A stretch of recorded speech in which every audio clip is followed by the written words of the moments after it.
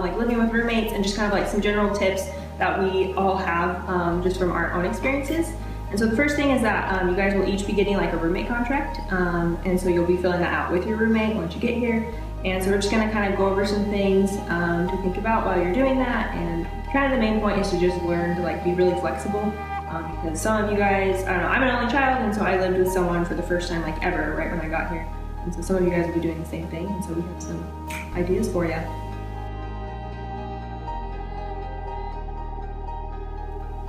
So in each hall, you'll have an RA. If you have any troubles with your hallmates or suitemates or your roommate, you can always go to your RA and talk to them about that. If you also have any ideas for any bonding time with your hallmates, roommates, or suitemates, you can also talk to your RA to come up with those ideas.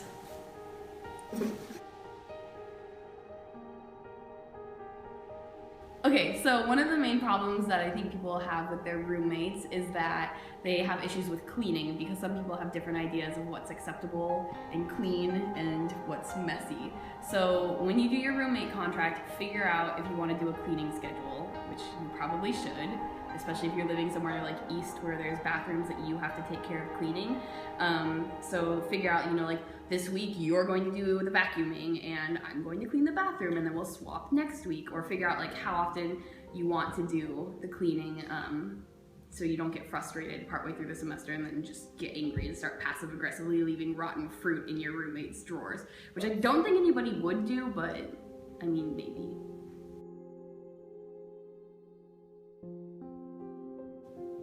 The biggest problems that people have with roommates is having like guests over, and when that's okay, when that's not okay. A lot of times it can be like boyfriends or girlfriends that can cause problems as well if they're over like all the time, or if they're over at like certain times.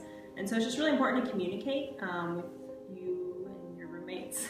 So like if one person might have class at like 8 in the morning and somebody else might not have class at like 1 p.m. or something, and so obviously somebody might want to go to bed earlier, and so if you have like a bunch of people over, it could be really frustrating.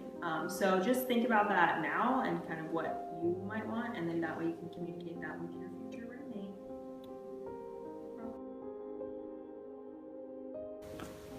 So as part of living in the halls, we do have quiet hours and curfew hours. Quiet hours is when you have to kind of be respectful of your hallmates and your roommates. So you kind of have to just keep it down, don't make too much noise. Quiet hours is every day from 10 p.m. to 10 a.m. Curfew hours is where the guys can't be on the girls' floors and the girls can't be on the guys' floors or in their rooms.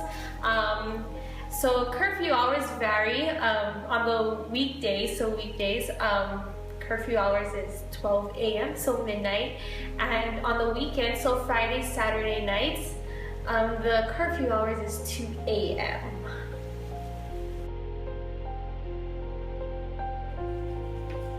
Hey guys, didn't see you there. I was just hitting up my peeps, Yeah.